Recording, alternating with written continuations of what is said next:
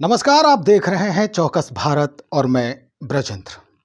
3 तारीख को यानी 3 मार्च को बजट पेश किया गया बिहार विधानसभा में और उसके बाद ये कहा जाने लगा कि भाई इस बार का जो बजट है वो काबिले गौर है।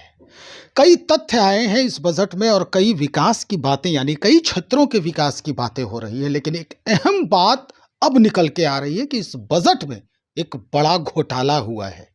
क्या कुछ हुआ है, आज इस पर हम जानकारी लेने पहुंचे हैं। हमारे साथ एक्स आईपीएस अमिताभ दास सर हैं। इन्हीं से हम जानते हैं कि ये घोटाला कहा जाने वाला जो चीज है वो है क्या। स्पष्टता से आज हम इसकी जानकारी लेंगे। सर, सबसे पहले तो बजट जो हुआ उसमें जो ये अलग से जो बातें आ रही है सामने कि घोटाला हुआ है, 25 करोड़ रुपए की बात हो रही है, ये है क्या? देखिए, संक्षेप में मामला ये है कि पलटू राम के प्रधान सचिव हैं दीपक कुमार, और दीपक कुमार की बेटी ईशा वर्मा को 25 करोड़ रुपए उनके एनजीओ के लिए दिए गए। अच्छा। इसी पर हंगामा बरपा है और मैं दर्शकों को ये पूरी कहानी शुरू से बताता हूँ। ये दीपक कुमार बिहार में सीनियर आईएएस था, 84 बैच का, और जब मैं बक्सर का एसपी था तो ये पटना का कमिश्नर हुआ करता था, और उसके बाद नीतीश का बहुत करीबी, तो रिटायरमेंट के बाद इसको पलटू राम ने अपना प्रधान सचिव बना दिया, मुख्यमंत्री का प्रधान सचिव। और ये ईशा वर्मा उसी की बेटी है जिसने सिंगापुर यूनिवर्सिटी से पढ़ाई की है जी। और एक और सीनियर आईएएस है बिहार में, आनंद किशोर, वो अभी शायद वित्त विभाग में है। वो ईशा वर्मा का सगा फूफा है। मतलब पापा हैं दीपक कुमार और फूफा हैं आनंद किशोर, यानी साला और बहनोई का रिश्ता। बिल्कुल बिल्कुल। और उसके बाद क्या हुआ कि अभी मुश्किल से 2-2.5 महीने पहले ईशा वर्मा ने एक एनजीओ बनाया। एनजीओ मतलब हुआ गैर सरकारी संस्था या स्वयंसेवी संस्था जिसको कहते हैं। एनजीओ का नाम है Bodhi Centre for Sustainable Development. Sustainable development का मतलब होता है टिकाऊ विकास, ऐसा विकास जिससे पर्यावरण को नुकसान नहीं पहुंचे। आजकल पूरी दुनिया में सस्टेनेबल डेवलपमेंट की बात हो रही है कि बिना पर्यावरण को क्षति पहुंचाए हुए विकास होना चाहिए। मतलब ऐसे एक बहुत अच्छी अवधारणा है। तो 2-2.5 महीने पहले इसका निबंधन हुआ, रजिस्ट्रेशन हुआ, और उसके बाद क्या हुआ, अभी तो आपने कहा कि 3 मार्च को बिहार सरकार का बजट पेश हुआ, तो बिहार सरकार ने इस बजट में एक बिहार ग्रीन डेवलपमेंट फंड बनाने की घोषणा की। फिर इसमें ग्रीन शब्द आ गया, मतलब हरा शब्द, हरित शब्द, जो हरियाली और पर्यावरण के लिए फंड होगा।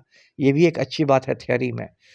लेकिन इसको 25 करोड़ रुपए आवंटित किए गए, और उसके बाद खेल ये हुआ कि कहा गया कि ये जो 25 करोड़ रुपए हैं ये ईशा वर्मा के एनजीओ के माध्यम से खर्च किए जाएंगे। इसी पर हंगामा है। हंगामा इसलिए है कि देखिए दीपक कुमार ने कितना बड़ा खेल खेला। पहले उसने अपनी बेटी को एक एनजीओ बनवा दिया बेटी से, और उसके मुश्किल से 2 महीना के अंदर उसने बिहार सरकार में अपने पद का दुरुपयोग या जो कहिए वो करते हुए एक ग्रीन फंड बनवा दिया, और तुरंत ग्रीन फंड के 25 करोड़ की राशि बेटी के एनजीओ को दे दी। ये तो बहुत चोखा धंधा हो गया। सर, बिहार में ये देखा जा रहा है कि पहले 8 वर्षों से, लगभग 8 साल 10 साल से कई एनजीओ पड़े हुए हैं, बड़े बड़े काम किए हैं। ये 2.5 महीना में इनको कैसे मुहैया हो गया? वही आप बताइए, क्योंकि बाकी एनजीओ के वालों के पापा प्रधान सचिव नहीं है पलटू के, ये तो दर्शक भी समझ गए होंगे। इसी पर तो विवाद है। अब मेरा ये कहना है कि ठीक है, हिंदुस्तान में सैकड़ों एनजीओ ऐसे हैं, एक दो नहीं सैकड़ों हैं जो पर्यावरण के क्षेत्र में काम कर रहे हैं और बहुत अच्छा काम कर रहे हैं, और आज से नहीं काम कर रहे हैं। कोई 25 साल से तो कोई 30 साल से काम कर रहा है। जब ईशा वर्मा पैदा नहीं हुई होगी तब से वो काम कर रहे हैं।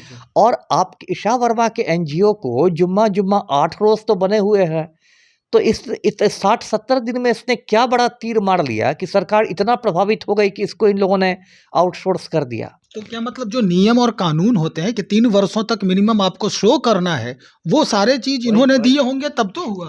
वही, इसी से तो घोटाले की बू आ रही है। इसी से तो घोटाले की बू आ रही है। और दूसरी बात है कि देखिए सरकार में क्या है, मैं खुद इतने दिन तक आईपीएस रहा हूँ। सरकार में है क्या कि किसी भी चीज़ में आपको पारदर्शिता होनी चाहिए। मान लीजिए आप किसी एनजीओ को देना ही चाह रहे थे, तो उसके पहले क्या सरकार ने विज्ञापन निकाला?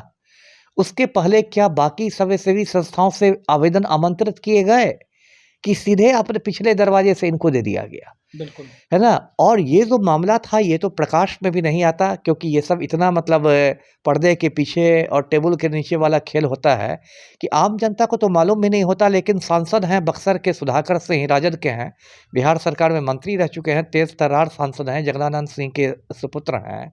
उन्होंने अभी 2-3 दिन पहले प्रेस कॉन्फ्रेंस करके समझिए इसका भंडा फोड़ा है, और उन्होंने पत्र भी लिखा है। वो तो कहते हैं कि संसद में भी मामला उठाएंगे, जो सीएजी होता है, कंट्रोलर ऑडिटर जनरल जो होते हैं, महालेखाकार जो भारत के होते हैं, उनसे भी मामला करेंगे, और उसके बाद ये मामला धीरे धीरे मतलब तूल पकड़ रहा है। जी।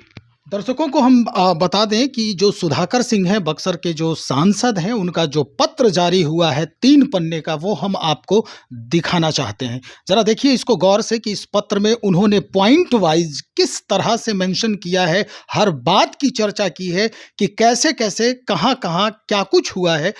जो 25 करोड़ रुपए की बात हो रही है, वो कहाँ खर्च होने की बात हो रही है, और हुआ तो ये क्यों हुआ। हम आगे बढ़ते हैं, सर का साथ है, हमारे साथ अभी हैं। जो आपने पत्र की चर्चा की, दर्शक उसका ये कंडिका 3 देखेंगे, पैरा 3 देखेंगे। जी। उस अनुच्छेद 3 में सबसे ज़्यादा स्पष्टतया लिखा गया है कि किस तरह 25 करोड़ दिए गए हैं। जी। सर ये अब क्या लगता है जो ये पूरा माहौल बन रहा है, ये किस तरह का, चूंकि आईएएस जो हैं दीपक जी जो हैं वो रिटायर हो चुके हैं, उनको फिर से बुलाया गया है काम करने के लिए। उसके बाद जो उनके फूफा जी हैं ईशा वर्मा के, वो भी यहाँ पहले से कार्यरत हैं। तो ये जो पूरा माहौल बन रहा है, तो विपक्षी जो सवाल खड़े कर रहे हैं कि 3-4 आईएएस मिल के ही नीतीश बाबू को हैंडल कर रहे हैं, क्या ये सच है? नहीं, ये तो सच है ही। इसमें तो विपक्षी नीतीश कुमार का तो मतलब अब दिमाग ने भी लगता है ठीक से काम नहीं करा, फिर रविशंकर प्रसाद के पैरों पर लौटते देखे गए।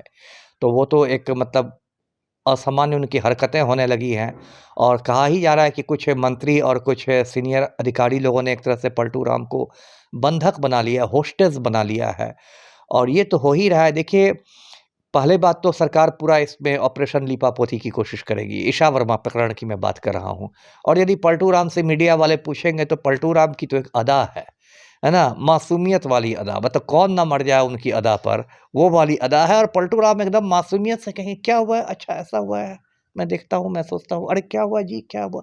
मतलब ऐसा दिखाएँगे कि वो तो पूरी तरह अनभिज्ञ हैं। अनभिज्ञ हैं। ऐसी मतलब मासूमियत की कौन नहीं उस पर न्यौछावर हो जाए। तो ये तो उनकी एक अदा है। दूसरी बात कि देखिए, जो भी ये हैं मतलब दीपक कुमार या आनंद किशोर, ये लोग सब पलटू राम के आप कह सकते हैं नवरत्नों में से हैं। तो ये लोग अपनी कोशिश करेंगे पूरा कि इस मामले को मीडिया से मतलब ये किया जाए, ब्लैकआउट कराया जाए, मीडिया में उतनी चर्चा नहीं हो, साम, दाम, दंड, भेद, पूरी चाणक्य नीति का उपयोग होगा, है ना? मतलब इस खबर को मीडिया से बाहर रखने के लिए कि विपक्षी का रोल जो है वो किस तरह से इसको देखते हैं आप? नहीं, एक काम तो सुधाकर सिंह ने अच्छा किया, वो बधाई के पात्र हैं कि उन्होंने जहाँ भी जो भी उनका स्रोत हो, उन्होंने खोद के इस बात को कम से कम चर्चा में तो ले आया।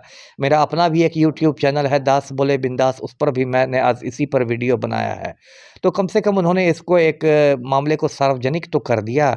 और देखिए, बिहार में ऐसा बहुत ऐसा मतलब इस तरह से होता आया है बैकडोर से ही। अभी तो एक चर्चा है कि एक एसपी सिंगला कंपनी है हरियाणा जी। की, उसकी जाँच के आदेश दिए थे विजय सिन्हा उप मुख्यमंत्री ने।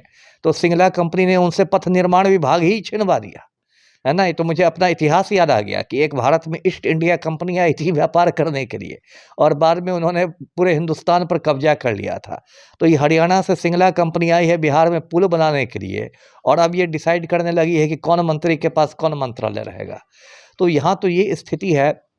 लेकिन तब भी देखिए, यदि मीडिया का दबाव बना रहा, विपक्ष का दबाव बना रहा, न्यायपालिका का दबाव बना रहा, तो इस मामले में भी कुछ हो सकता है। जी। चलिए सर, बहुत शुक्रिया जानकारी देने के लिए। हमारे साथ एक आईपीएस अमिताभ दास सर बातचीत कर रहे थे कि 3 मार्च को जो बजट पेश हुआ, और उसके बाद जो इस पर हंगामा हो रहा है कि भाई 25 करोड़ रुपए का जो बंटवारा हुआ है एक खास मुद्दे पर, खास जगह के लिए, जो कहा जाता है कि हरित क्रांति को बढ़ावा देने के लिए, तो ये आखिर 25 करोड़ रुपए उस एनजीओ को कैसे मिले, क्या हुआ, ये सारी जानकारी हमने आपको सुनवाया है। लेकिन इसके जो साक्ष्य हैं ये अभी बाहर आने बाकी हैं। हालांकि सर ने अभी कहा है कि इसकी लीपापोती भी हो सकती है, तो कोई शक नहीं है, ये भी किया जा सकता है। लेकिन हर जो इसकी जो हर पहलू है हम उस पर नज़र रखे हैं और कैसे-कैसे क्या परिवर्तन होता है वो भी बताने का प्रयास करेंगे। तब तक इंतज़ार करें, बने रहें हमारे साथ। बहुत शुक्रिया आपका।